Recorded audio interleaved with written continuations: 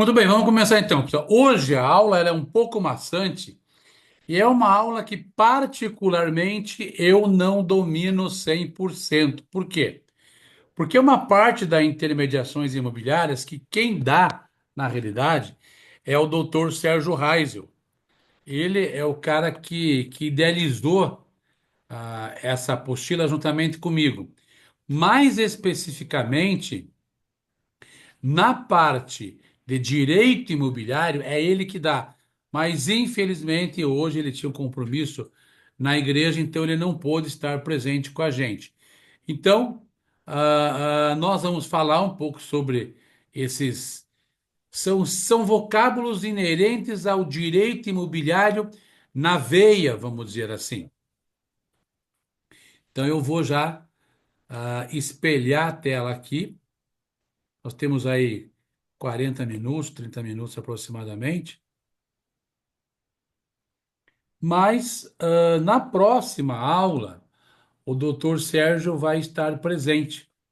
E aí ele vai dar mais uma garibada nessa e adentrar mais no processo imobiliário propriamente dito. Então, deixa eu espelhar a tela aqui. Nós paramos aqui, nós paramos lá no registro do imóvel, né? E agora vamos entrar nessa outra parte aqui, que é um pouco mais, vamos dizer, é um pouco mais jurídica, vamos dizer assim, né? Muito bem. Dentro da ciência imobiliária, das intermediações imobiliárias, existem várias outras matérias. Uma delas é o direito imobiliário, que trata de defesa e, entre aspas, ataque numa demanda judicial envolvendo bem de propriedade imóvel,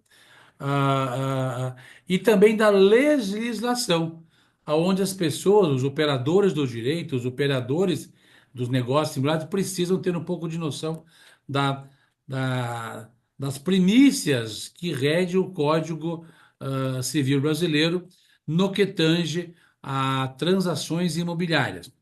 Algumas palavras aparecem comumente em processos imobiliários e às vezes até mesmo dentro das matrículas e de contratos de compra e venda de imóveis. Como eu não sou especialista em direito, apesar de ter uma pós em direito imobiliário, eu não sou advogado. Então eu não tenho conhecimento genuíno das coisas. Mas quem os tem, não é mesmo? O doutor Sérgio Reis eu tenho com certeza. Então ele separou alguns temas para mim poder apresentar para vocês aí que, ficando alguma dúvida ou alguma interpretação dúbia, ele já se colocou à disposição na nossa próxima aula semana que vem, dirimir qualquer dúvida e continuar ainda com a matéria de direito imobiliário e legislação imobiliária dentro das operações e intermediações imobiliárias, ok? Uma das palavras que é muito conhecida, que é muito, na realidade, utilizada, é a famosa acessão. É um conceito jurídico que se refere à aquisição de propriedade de um bem por meio de incorporação de outra coisa a ele. Pode ser natural ou artificial. Temos aqui a natural, formação de ilhas, né? Gera uma nova propriedade a alguém. Aluvião, que é o acréscimo lento de terras às margens de um rio, ou seja, né, tá baixando a água, consequentemente, ao longo dos tempos, aquela vira uma propriedade de alguém passiva, de até talvez uma construção futura, etc. Avulsão, abandono do alvéolo, daquele aluvião, que é o rio que desaparece. Isso acontece muito no Nordeste, né? A seção artificial de plantações, construções, quando elas somem em virtude de uma inundação ou do enchimento natural de um reservatório de água ou de um rio, ou enfim, o que quer que seja. A seção e indenização.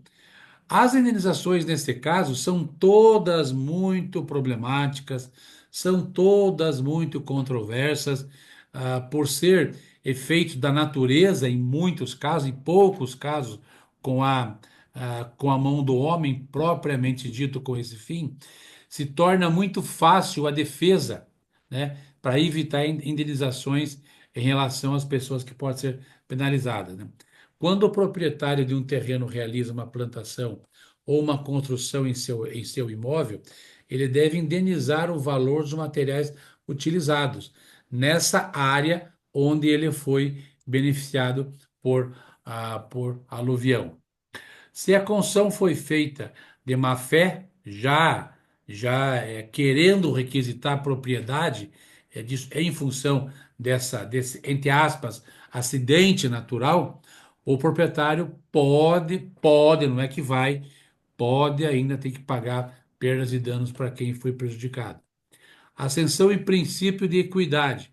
Em caso de construção que ultrapasse os limites do imóvel, o princípio da equidade atribui ao construtor de boa-fé a propriedade da parte do solo ocupada, desde que ele indenize o proprietário. Então, foi feita uma construção, foi invadido o espaço de um outro imóvel, e não tem mais como mudar aquilo ali, então pode ser entrado com um processo para que seja indenizado, uma vez que não teve nenhuma má-fé naquela ação ali. Claro, vai ser uma briga de anos, né? Esse processo aqui, eu nunca tive nenhum caso como esse, na realidade. Isso às vezes acontece em regiões lindeiras, regiões que são banhadas por grandes rios e que estão também acometidas de grandes possibilidades de secas e incêndios. Essa palavra aí, ela vem do acesso, que significa aproximação ou aumento.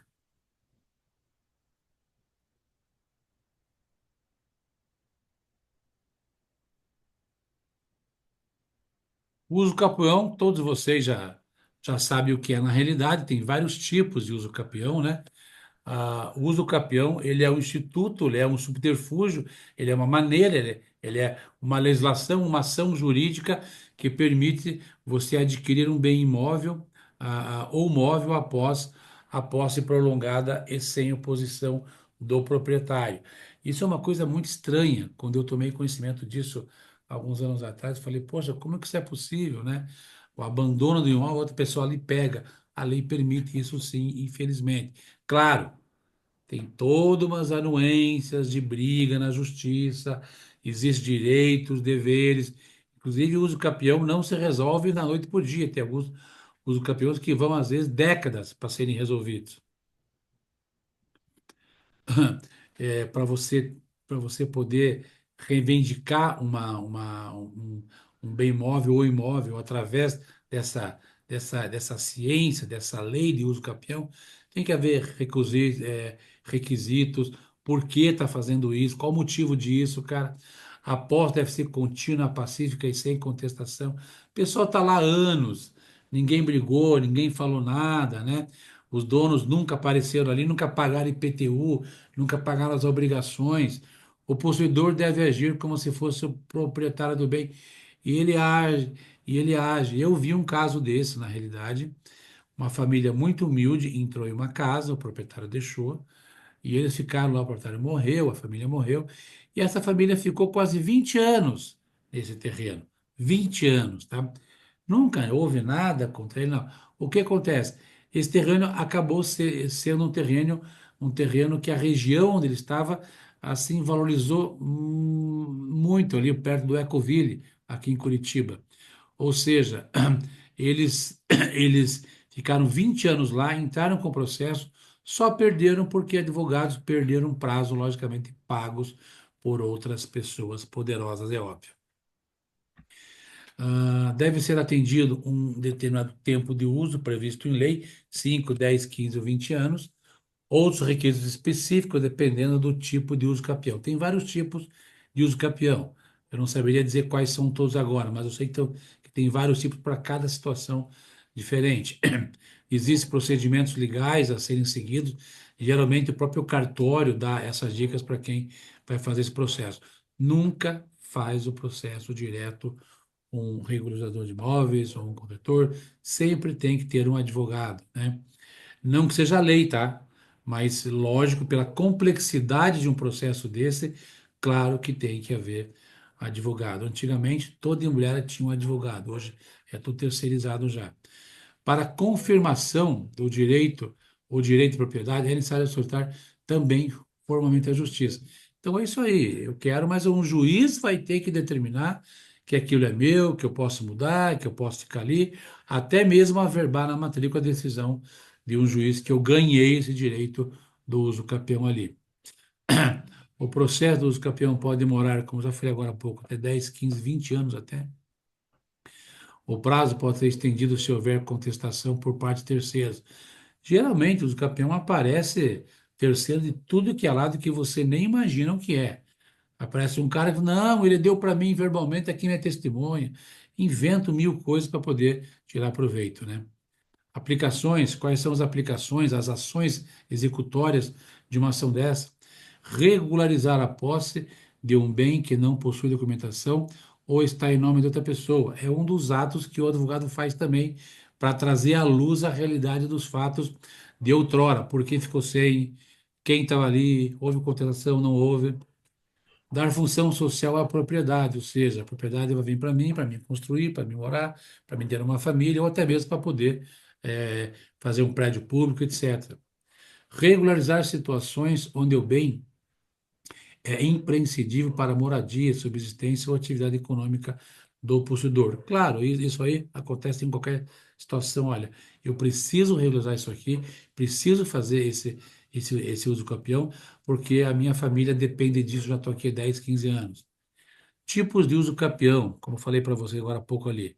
Tem vários tipos de uso capião.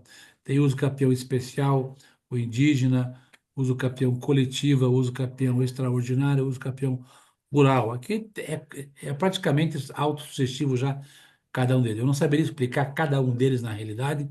A minha especialidade realmente não é área rural e terrenos, mas havendo dúvidas, me pergunte depois aqui e eu peço para o Dr. Sérgio Reis explicar cada um desses na nossa próxima aula. Direito hereditário também muito comum aparecer em contratos, aparecer em matrículas e até mesmo em escrituras, né?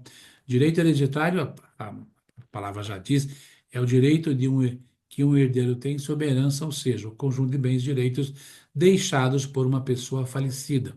Até aí não há nenhuma novidade, né?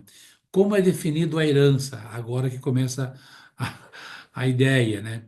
A herança é composta por bens móveis, imóveis, dinheiro, participações em empresas, créditos e dívidas, inclusive. Não todas, algumas dívidas, tá? Principalmente as dívidas que não têm seguro, que não têm um lastro de seguro. A herança é transferida aos herdeiros automaticamente após o falecimento? Meia verdade, meia verdade.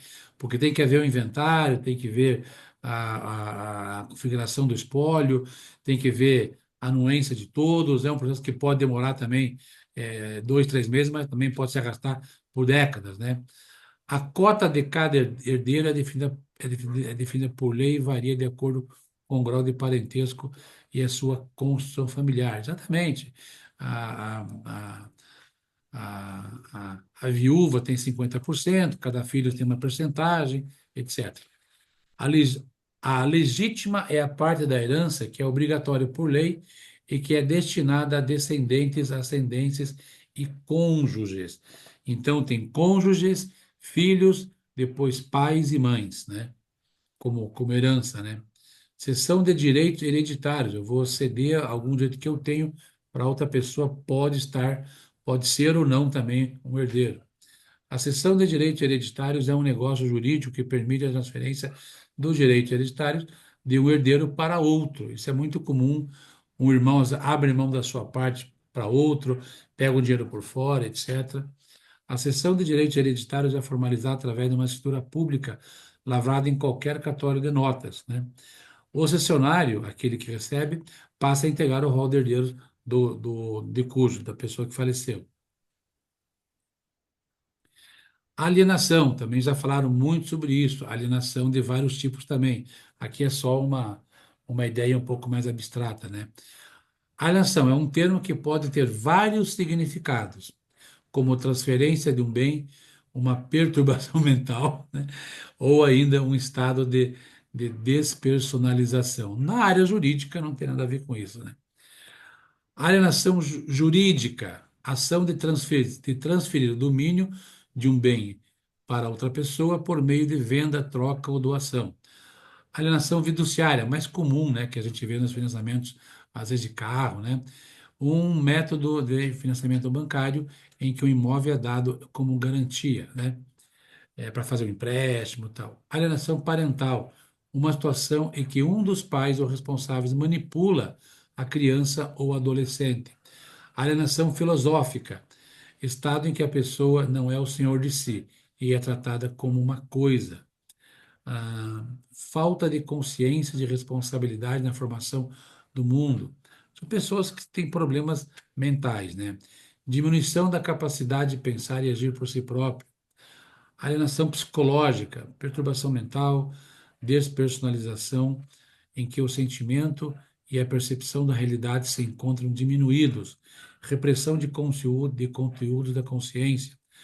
Alienação social, indivíduos que estão alheios a si próprios ou ao trem, né? Tem pessoas que têm a síndrome do sol, né? Se acham o centro do universo. Escravos de atividades ou instituições humanas, falta de interesse, de conhecimento, de consciência em relação às questões políticas ou sociais. Formas de perda do imóvel. A pessoa pode simplesmente renunciar, que é o abandono manifestado expressamente por uma pessoa que ele abandona o domínio, ele é o titular, mas ele abandona o domínio, né? Ou seja, ele se desfaz dos seus direitos sobre o imóvel. Não quero mais esse negócio aí de jeito nenhum. Muito pouco provável que aconteça na realidade, né? Abandono, né? O abandono é um dos itens que pode gerar uma ação de uso capião futuramente.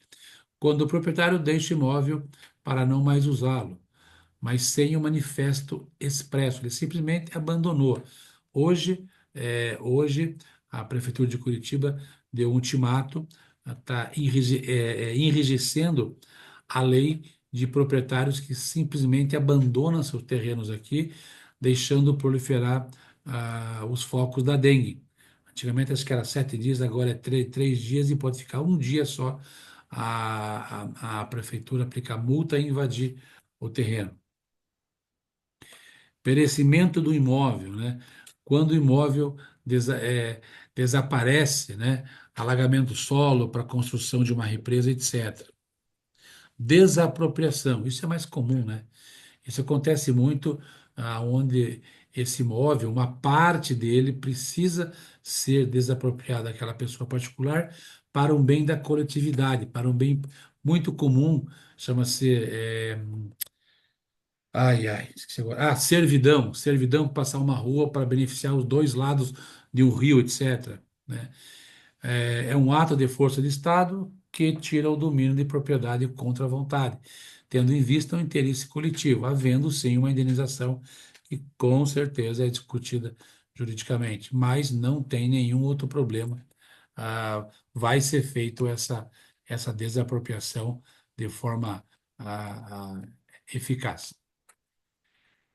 Pessoal, alguém tem alguma pergunta, alguma dúvida sobre qualquer assunto na realidade?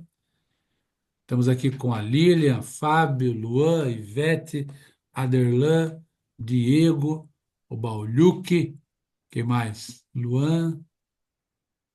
Tudo bem, Ivete? Como é que tá aí? A Ivete, oi, Ivete. Poderoso Aderlan, a Fábio, o Diego. Tudo ótimo, graças a Deus. Tudo bem?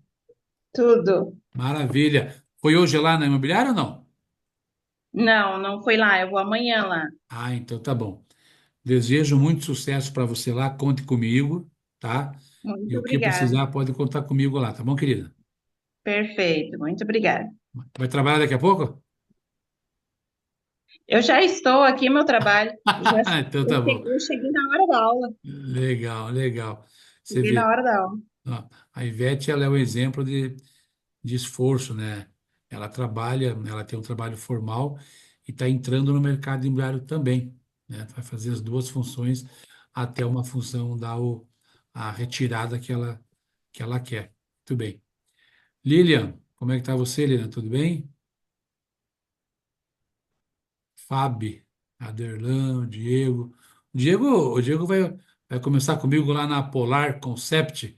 Foi hoje lá, já fechamos o acordo, começa amanhã na Polar, lá o poderoso Diego. Tudo bem, Diego? Tudo bem, tudo bem, sim, começamos amanhã, né? Gostou de lá, cara? Gostei, show de bola, né? Muito receptivo, bem bacana. Maravilha, muito bom, muito bom. Um E, sucesso. beleza. E o meu amigo Bolyuk, quando é que você vem ficar em Curitiba aqui?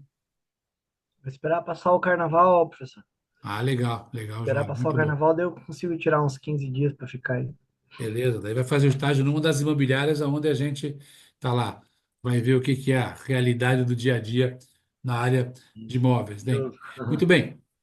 Eu queria passar para vocês só mais duas coisas antes da gente encerrar. É que a profissão de corretor de imóveis, ela cada vez mais ela está se autorregulando, ela está cada vez mais sendo digital, tá? O Balhuque, ele já é empresário já aqui do litoral paranaense e está expandindo os negócios dele, conforme ele me disse, e está abrindo uma imobiliária. Então, um dos imóveis dele vai reformar, tal, e vai também especializar um pouco na área do digital, né? Aí eu indiquei uma pessoa para ele lá. Então ele vai ter uma reunião com a pessoa do digital para poder se atualizar no quesito comunicabilidade. Antigamente a comunicação era feita por carta, vocês lembram muito bem disso, né? Depois foi inventado o fax, também lembro do fax também. Depois foi inventado o e-mail, né? E depois vieram as redes sociais do chamado cyberespaço, né? Através das ondas, do ar, né? E aí entra o primeiro, na realidade, que eu me lembro, era o Orkut, na realidade, que era uma rede social de fofoca, etc. Como o Facebook e o Insta também é uma rede social de fofoca, mas a sua pujança foi tão forte que acabou sendo usado até de forma benéfica mesmo. Mas ainda as redes sociais não são uma rede de negócio efetivamente. Uma das redes sociais que viraram uma rede de negócio efetivamente é o WhatsApp, né? Agora o WhatsApp Business também vai ter mais uma versão agora, em breve saindo também. Então, todos vocês, corretores e corretoras de imóveis, pessoas que estão entrando no mercado imobiliário, eu aconselho vocês a estudarem um pouco sobre o tráfego pago. O tráfego pago eu não sou especialista, mas a maioria de vocês, quase que todos vocês que estão aqui hoje, que já foram meus alunos ou já fizeram curso comigo, me conheceram nas redes sociais, através do marketing digital que eu faço.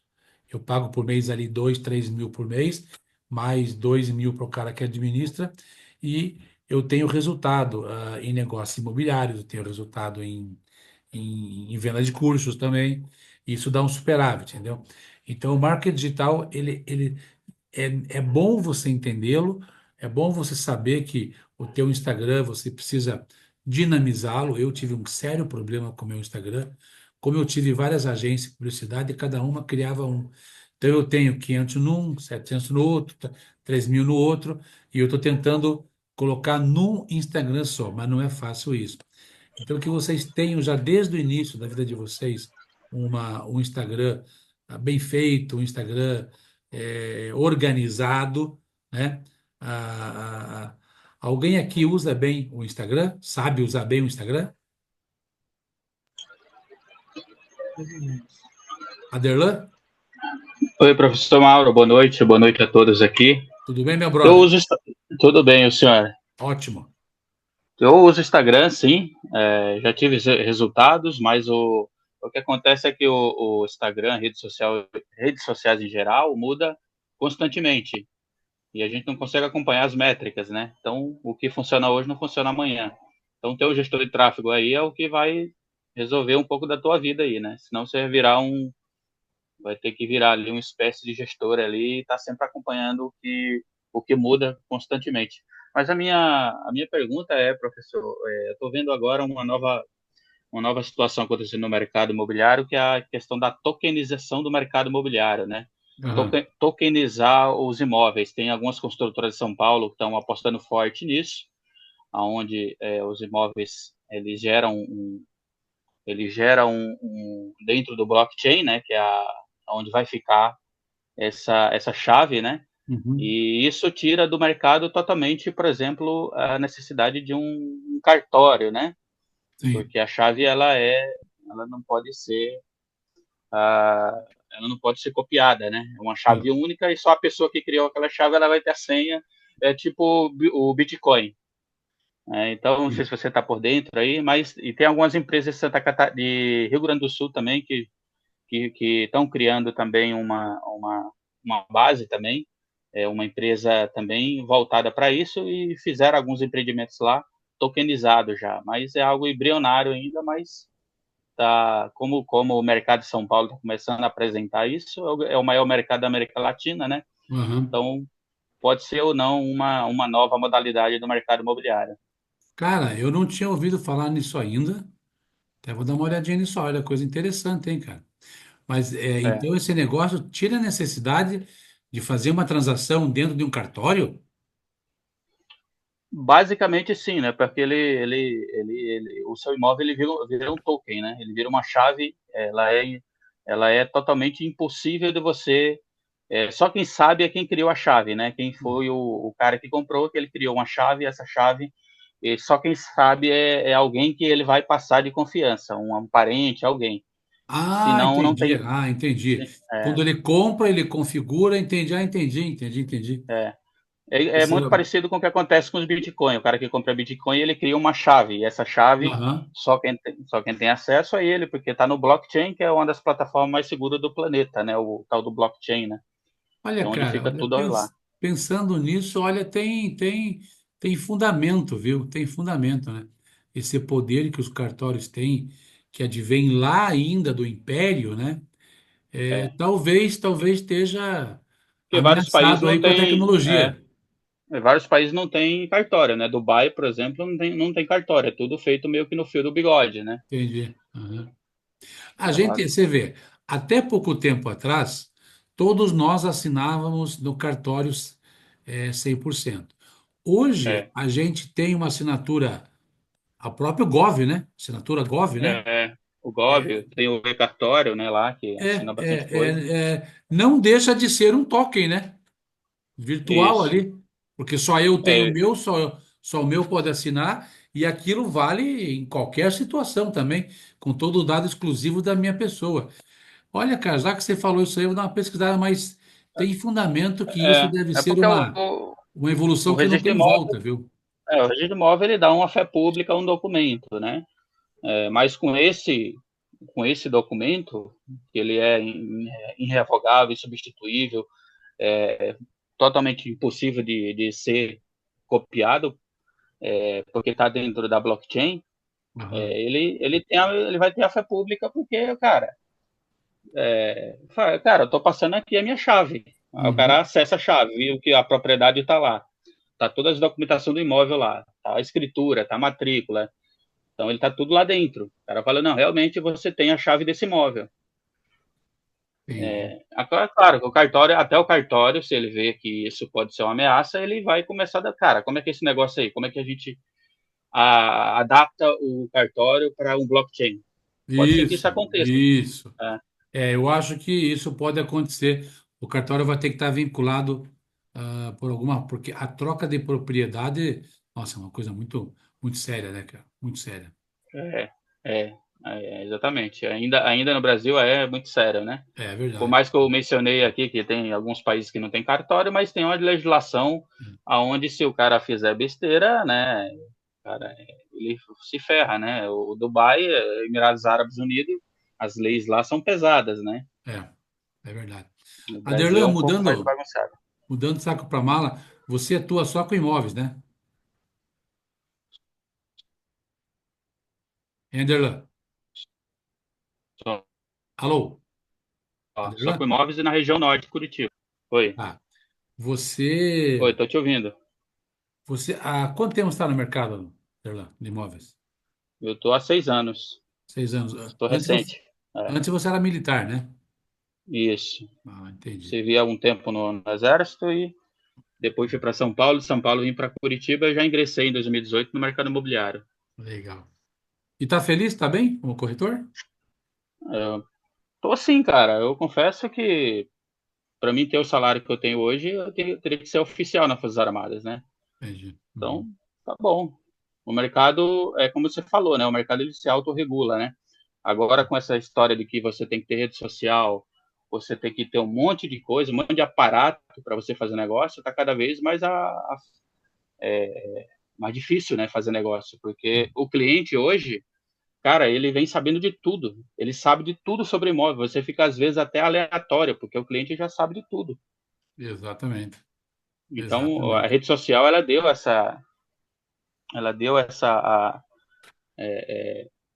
democratizou, né, a informação, né? A informação não está mais na mão do corretor. É. Claro que corretor antigo que nem você, né? Você tem informações super úteis, né, em outras Aham. áreas aí para. Sim. Mas hoje, no geral, compra e venda de imóveis está realmente muito. A informação está tudo na rede, né? Muito pulverizado, é verdade. É verdade. Muito. A diferença é que o cliente não tem tempo para ficar o dia todo pesquisando imóvel para encontrar o apartamento ideal que ele procura, É, né? Então, é verdade. ainda eu passo o dia inteiro pesquisando imóvel para cliente, né? Entendi. Essa é a grande parte da minha vida, é pesquisar, pesquisar até encontrar o apartamento ideal, né? É. E falando agora, só para encerrar, temos só 2 minutos, falando sobre o marketing digital, eu fui muito resistente com o marketing digital. Eu tenho 58 anos, então normal. Mas é nos últimos 15 anos que eu aderi a terceirizar os meus negócios para a área do marketing digital. E eu fiz o marketing digital, eu abri recentemente uma imobiliária jurídica, e comecei e fiz o marketing digital, logicamente, contratei o Marcelo, tal, ele fez Face, Insta, tudo normal que tem que fazer.